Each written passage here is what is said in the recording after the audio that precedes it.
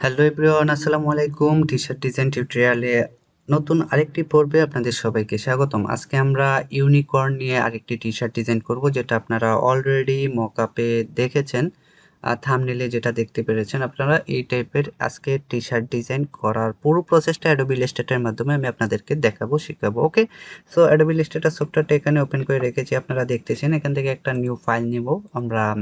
8x8 যে size, এই সাইজের আর্টবোর্ডে আমরা কালার মোড সিএমওয়াই কে অথবা আরজিবি নিয়ে করবেন। আপনারা যখন প্রিন্টের জন্য কাজ করবেন সিএমওয়াই কে কালার নিয়ে করবেন। আমি আপাতত আরজিবি কালার মোডে করতেছি।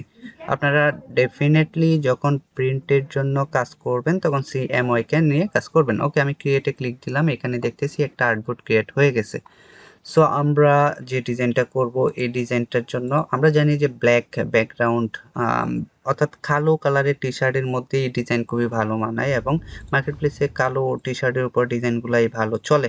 সো আমি কালো একটা ব্যাকগ্রাউন্ড এখানে অ্যাপ্লাই করে দিলাম, কালারটা দিয়ে দিলাম। এখন ব্যাকগ্রাউন্ডটা কন্ট্রোল 2 দিয়ে লক করে দিলাম, যার ফলে আমার এখন আর টানাটানি হচ্ছে না। টানাটানি করলে আর এটা নড়বে না। ওকে, আমাদের যে টেক্সটটা থাকবে ডিজাইনের জন্য, এই ডিজাইনের টেক্সট হচ্ছে ড্রিম ক্রেজি ইউনিকর্ন। আমি ড্রিম ক্রেজি এই লেখাটা কন্ট্রোল সি দিয়ে কপি করলাম অ্যান্ড টাইপ টুল থেকে কন্ট্রোল ভি দিয়ে পেস্ট করব। তার আগে আমি কালারটা চেঞ্জ করে নিলাম টেক্সটের, অ্যান্ড টেক্সটের সাইজটা 10 পিটি করে বাড়ালাম। শিফট ধরে এখানে টিপ দিলে দেখবেন 10 পিটি করে বাড়বে, কমবে। কন্ট্রোল ভি দিয়ে পেস্ট করে দিলাম ড্রিম ক্রেজি। আর একটা নিউ লাইনের জন্য আবার টাইপ টুলে না গিয়ে আমি এটাকে অল্টার ধরে কপি করে নিলাম। এখানে ডাবল ক্লিক করে সিলেক্ট করে ইউনিকর্ন যে লেখাটা, এই নেক্সট লেখাটা আমি এখানে কন্ট্রোল ভি দিয়ে পেস্ট করে দিলাম। ওকে, সো আমার এই দুইটা ফন্ট এখানে আছে, আপাতত থাকুক। এখন আমি যে ডিজাইনটা স্টার্ট করি, দেন টেক্সটটাকে আমরা সাজাবো। সো ডিজাইনটা হচ্ছে মূলত এখান থেকে একটা রেক্টেঙ্গেল নিচ্ছি। এই যেভাবে একটা রেক্টেঙ্গেল নিলাম, এখানে কয়েকটা রেক্টেঙ্গেল নিতে হবে। অল্ট ধরে এখানে একটা রেক্টেঙ্গেল নিলাম, এখানে 1 2 3 4 5 6 7। ওকে, আমি 7টা নিলাম। নেওয়ার পর আমি এটাকে যেটা করব, এভাবে ছোট করে দিব, ছোট করে এখানে আমি বসিয়ে দিচ্ছি। দেন আমি এখান থেকে একটা ইলিপ টুল নেব। ইলিপ টুলটাকে একদম সেন্টার বরাবর এখান থেকে একটা ইলিপস ড্রয়িং করলাম।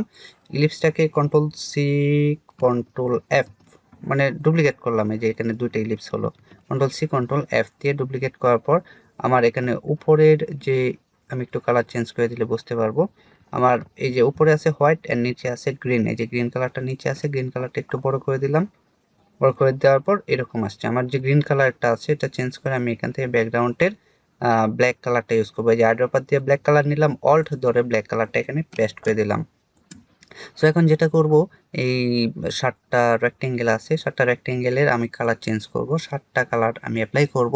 এখানে 7টা কালার অ্যাপ্লাই করার জন্য এখান থেকে আমি যদি নেই কালারগুলা, ওকে, আমরা দেখতেছি আমি 7টা কালার এখানে নিয়ে আসছি। এই কালারগুলো আমরা ইউজ করব। এই যে গ্রিন, ইয়েলো, ব্লু, পিঙ্ক, প্রত্যেকটা কালার কিন্তু চুয়াচ যে অপশনটা আছে এখানে আছে, অথবা আপনারা উপরে এখানে পেয়ে যাবেন। এখানে প্রত্যেকটা কালার এখানে রয়েছে, এখান থেকে আপনারা অ্যাপ্লাই করবেন। সো আমি এখানে 7টা কালার আলাদাভাবে নিয়ে আসছি। এখন এই 7টা কালার আমি এই 7টা শেপের মধ্যে অ্যাপ্লাই করব। সো প্রথম কালারটা হচ্ছে মূলত এইটা, এটা অ্যাপ্লাই করছি।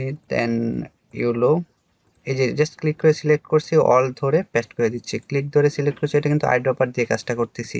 অল ধরে পেস্ট করে দিলাম, এই যে একটা কালার। এখন কি করব, এখানে উপরে একটা রেড ইউজ করতে পারি, অথবা রেড, অথবা এই কালার ইউজ করতে পারি। দারুন, শেষেরটা ইয়েলো করে দিলাম, অথবা এটা করে দিচ্ছি। ওকে, এটুকু রাখলাম। এখন এই যে এই শেপটা আছে, উপরের শেপটা একটু এখান থেকে অ্যাঙ্কর পয়েন্ট টুল দিয়ে এই রাউন্ড একটু উপরে উঠিয়ে দিব। এই যে এটুকু উপরে উঠিয়ে দিলাম। এখন ক্রেজি ড্রিম ক্রেজি এটা এখানে দিলাম। এখান থেকে টেক্সটটা চেঞ্জ করে দিব, টেক্সট ফন্ট স্টাইলটা দিব এখান থেকে মিল্ক শেক নামে একটা ফন্ট আছে, এই যে মিল্ক শেক, এই ফন্টটা আমি ইউজ করব।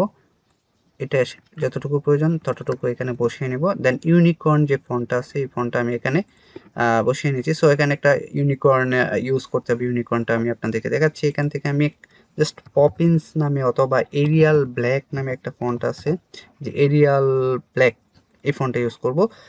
ফন্টটা ডেফিনেটলি আমি এখান থেকে ক্যারেক্টার থেকে অল ক্যাপস করে দিব। এই ক্যারেক্টার প্যানেলটা আপনারা উইন্ডোজে পেয়ে যাবেন যদি আপনাদের এখানে না থাকে। ওকে, ইউনিকর্নটা যতটুকু প্রয়োজন শিফট অল ধরে আমি এখান থেকে সাইজটা বড় করে নিলাম। আমার যেভাবে ভালো লাগে ঠিক ততটুকু আমি অ্যাডজাস্ট করে, এটা বেশিভাবে টান দিবেন না, তাহলে টেক্সটের যে অরিজিনাল হাইট অ্যান্ড ওয়াইডটা নষ্ট হয়ে যাবে। আমি এই টেক্সটটাকে জাস্ট আউটলাইন করে দিলাম, মানে টেক্সটটাকে আর এডিটেবল নাই, এখন এটা শেপে কনভার্ট হয়ে গেছে। এখন আমি এই টেক্সটগুলোরও কালার চেঞ্জ করব, এই কালারগুলোর সাথে ম্যাচ করে প্রত্যেকটা টেক্সটে কালার অ্যাপ্লাই করে দিব। সো কালার কিভাবে অ্যাপ্লাই করে আপনারা অলরেডি জানেন, জাস্ট ক্লিক করে সিলেক্ট করে অল্ট ধরে আইড্রপার দিয়ে আমি কালারটা পেস্ট করে দিচ্ছি। ওকে, এখানে 7টা কালার দিয়ে দিলাম। এখন যেটা করব, এখানে একটা ভেক্টর, যে ইউনিকর্ন বা একটা ঘোড়ার একটা ছবি নিয়ে আসতে হবে, একটা হর্সের ছবি আমি এখান থেকে একটা নিয়ে আসছি।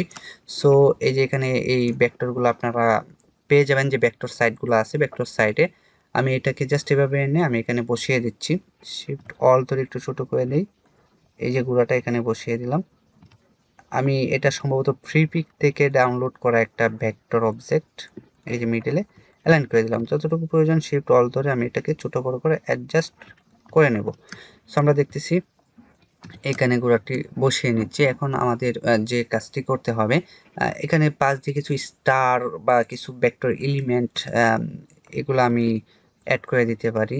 স্টার রাখতে পারি, কিছু ইলিপ্টিক্যাল রাখতে পারি, বেশি না, একদম হালকা যেন একটা ডিজাইনটা একটু ভালো লাগে। স্টারটা উঠিয়ে দিলাম, কিছু ইলিপস দিলাম ছোট ছোট করে কিছু ইলিপস, দেন কালার চেঞ্জ করে দেব। এই যে কিছু ইলিপস রাখলাম, দেন এখান থেকে কিছু স্টারগুলো আমরা এভাবে এই যে রাউন্ড ক্যাপসগুলো রাউন্ড করে দিতে পারি। জাস্ট আমরা আমাদের ডিজাইনের সৌন্দর্য যেভাবে হয় সে ঠিক সেমভাবে করে দেব। আমাদের এটার এডিটেবল আর রাখার দরকার নাই, আউটলাইন করে দিলাম, এটা আউটলাইন করে দিয়ে এখন আমি এই যে স্টার বা এই যে ইফেক্টগুলা, আমি এগুলার কালার চেঞ্জ করে দিচ্ছি। আমার যে স্টার কিংবা যে ভেক্টর এলিমেন্টগুলা, গ্রাফিক্যাল এলিমেন্টগুলো আমি জাস্ট কালার চেঞ্জ করে দিচ্ছি, যেন একটা চমৎকার একটা লুক আসে। সো আমরা দেখতেছি এখানে আমাদের চমৎকার একটা ডিজাইন হয়ে গেছে। এটা সবগুলো একসাথে গ্রুপ করলাম, গ্রুপ করে আমি এটা এখন আমার যে টি শার্ট আছে টি শার্ট আমি ইউজ করতে পারবো। সো আমি টি শার্ট ইউজ করে দেখি কীরকম লাগে। আমি এখান থেকে আর্টবোর্ডটা একটু ডান পাশে বড় করে দিচ্ছি, জাস্ট মক আপ করতেছি একটা টি শার্টে বসিয়ে এই ডিজাইনটা। আমি এখান থেকে একটা টি শার্ট নিয়ে আসছি, যে একটা টি শার্টের একটা ইমেজ আছে এখানে, এই ইমেজটার মধ্যে বসাবো, বসিয়ে দেখবো অ্যাকচুয়ালি ডিজাইনটা কীরকম লাগে। এছাড়া আরও টি শার্টের চমৎকার মকআপ আছে, আপনারা মকআপে বসিয়ে এক্সপেরিমেন্ট করবেন। গুগলে টি শার্টের অনেক মকআপ পাওয়া যায়, এই মকআপগুলোতে বসাবেন, বসিয়ে জাস্ট একটা প্রেজেন্টেশন ক্লায়েন্টকে উপস্থাপন করা, দেখানো যে অ্যাকচুয়ালি এই ডিজাইনটা যখন তুমি তোমার টি শার্টে প্রিন্ট করবা তখন কীরকম দেখাবে। এই জিনিসটা ক্লায়েন্টকে বোঝানোর জন্যই মূলত মকআপটা করা হয়। সো আপনারা এভাবে মকআপ করবেন, মকআপ করে দেখাবেন ক্লায়েন্টকে, এবং ক্লায়েন্টকে যে ফাইলটা দিবেন জাস্ট এই ফাইলটা দিবেন, জাস্ট এই ফাইলটা পিডিএফ অথবা এআই বা ইপিএস যে ফাইলটাই ক্লায়েন্ট চাইবে ওই ফাইলটাই দিবেন। আর আপনারা পোর্টফোলিওর জন্য আপনারা এইভাবে মকআপ করে বিভিন্নভাবে বিভিন্ন টি শার্টের মধ্যে আপনারা প্রেজেন্টেশন করে আপনারা আপনাদের পোর্টফোলিও হিসেবে রাখতে পারবেন। সো আশা করছি ভিডিওটি বুঝতে পেরেছেন কিভাবে একটা টি শার্ট ডিজাইন করতে হয়। আম, যদি ভিডিওটি ভালো লাগে তাহলে অবশ্যই লাইক দিবেন, শেয়ার করবেন, এবং আমার বিজয় এক্সক্লুসিভ চ্যানেলটি সাবস্ক্রাইব করবেন। গ্রাফিক ডিজাইন এবং ফ্রিল্যান্সিং নিয়ে আরও ভিডিও আছে আমার চ্যানেলে আপলোড করা, এবং ভবিষ্যতে আরও ভিডিও আসবে। সো আপনারা বিজয় এক্সক্লুসিভ চ্যানেল থেকে একজন পরিপূর্ণ গ্রাফিক ডিজাইনার হতে পারবেন যদি পূর্ণাঙ্গ গাইডলাইন বা প্রত্যেকটা ভিডিও আপনারা ফলো করেন। সো আজকে ভিডিওটি এ পর্যন্তই, দেখা হচ্ছে পরবর্তী ভিডিওতে নতুন কোনো টপিকস নিয়ে। সে পর্যন্ত সবাই ভালো থাকুন, সুস্থ থাকুন, আল্লাহ হাফেজ।